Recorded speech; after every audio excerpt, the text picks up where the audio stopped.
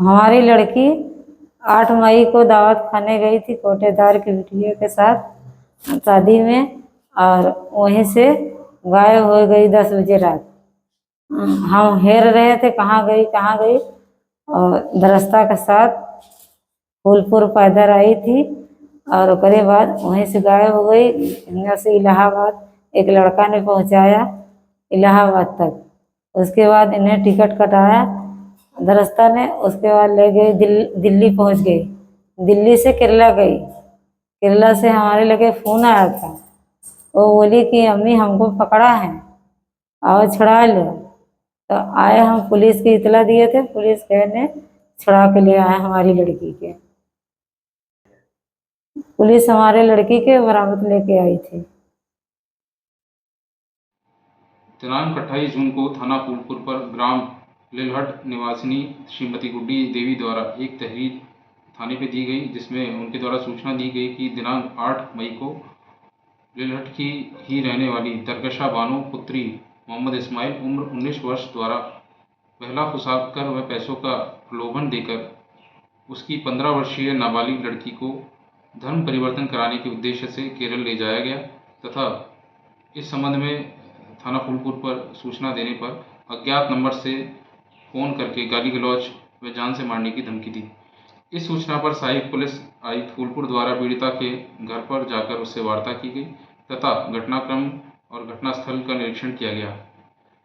पीड़िता के आवास पर सुरक्षार्थ पुलिस बल लगाया गया है।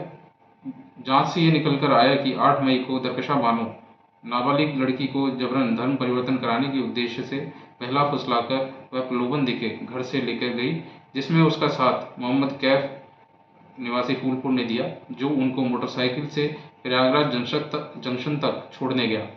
इस दौरान कैफ ने पीड़िता के साथ छेड़खानी की भी घटना की थी। प्रयागराज जंक्शन से दरकशा बानो नाबालिग लड़की को अपने साथ दिल्ली लेकर गई, फिर वहां से केरल में त्रिशूर तक लेके गई। इस संबंध में पीड़िता द्वारा आरोप लगाया गया है कि केरल में दरकशा बानो द्वारा उसको वहां कुछ संदिग्ध लोगों से मिलवाया गया, जिन्होंने उसको पहले पैसों का प्रलोभन दिया, बाद में जबरन धर्म परिवर्तन करवाया और वहां रुककर जिहाद के लिए सिखलाई का दबाव बनाया। यह सब देखकर वह घबरा गई तथा वहां से किसी तरह से बचकर भागी और रेलवे स्टेशन त्रिशूर पर पहुंची, जहां पर स्थानीय पुलिस द्वारा उसको देखा गया और उसके परिजनों को सूचित किया गया और CWC केरला में रखा गया।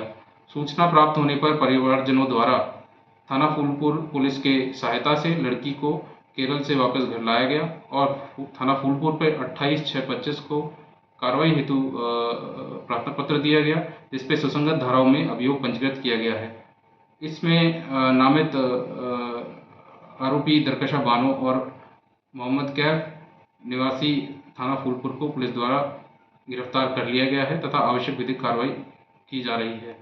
प्रथम दृष्टया यह विदित होता है कि आरोपी दरकशा बानो एक संगठित गिरोह के साथ शामिल है, जो गरीब एवं दलित लड़कियों को बहला फुसलाकर उनका ब्रेन वॉश करके धर्म परिवर्तन कराकर आतंकवादी देश विरोधी गतिविधियों में लिप्त कराने का कार्य करती है। इस संबंध में और आरोपों के संबंध में सभी पहलुओं पर गहनता से जांच की जा रही है। मुकदमे में वांछित शेष अभियुक्तों की गिरफ्तारियों के लिए टीम का गठन किया गया है। मौके पर शांति व्यवस्था कायम है। पीड़िता को बरामद कर one stop centre CWC Prayagraj में दाखिल कराया गया है। दरकशा बानो के जो गैंग है उसके सदस्यों और उसके क्रियाकलापों की जानकारी प्राप्त करने हेतु 3 टीमों का गठन किया गया है, जो इसमें गहनता से जांच करेंगे। ये फूलपुर में एक मामला सामने है, क्या किस तरह का ये मामला है, क्या घटना है? ये थाना क्षेत्र फूलपुर से जो घटना पुलिस में रिपोर्ट की गई थी वो ये था कि एक दलित कम्युनिटी की नाबालिग बच्ची है, जिसको के एक गैंग के द्वारा बहला फुसला करके बरगला करके उसका अपहरण किया गया और अपहरण करने के बाद में उसको केरला ले जाया गया और जो इसका टारगेट था बच्ची का धर्म परिवर्तन करवाना और आगे उसको जो गैंग की गतिविधियां हैं उनके साथ जोड़ना। सबसे पहले जो हमारी इसमें प्राथमिकता थी वो थी कि बच्ची को सकुशल बरामद किया जाए। इसमें परिवारजनों की सहायता से बच्ची को सकुशल बरामद किया गया केरला से और वहां से बरामद करने के बाद बच्ची को क्योंकि ये काफ़ी ट्रॉमेटिक इंसिडेंट रहा। उसको सबसे पहले काउंसिल किया गया और उससे जो घटना के संबंधित अपराधियों के संबंधित जानकारी जुटाई गई। इसमें जानकारी के आधार पे जो 2 नाम प्रमुखता से सामने आए, एक महिला का जिसके द्वारा कि टारगेटेड वे में बच्ची के साथ में फ्रेंडशिप की गई।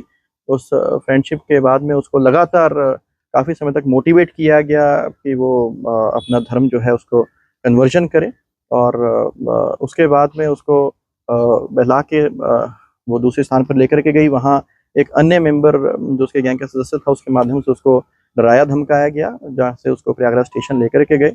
वहाँ इस घटना के दौरान उस आरोपी के द्वारा इस बच्ची के साथ में छेड़छाड़ की घटना को भी किया गया, गलत हरकत की गई, जिसपे बच्ची ने असहज होते हुए विरोध जताया।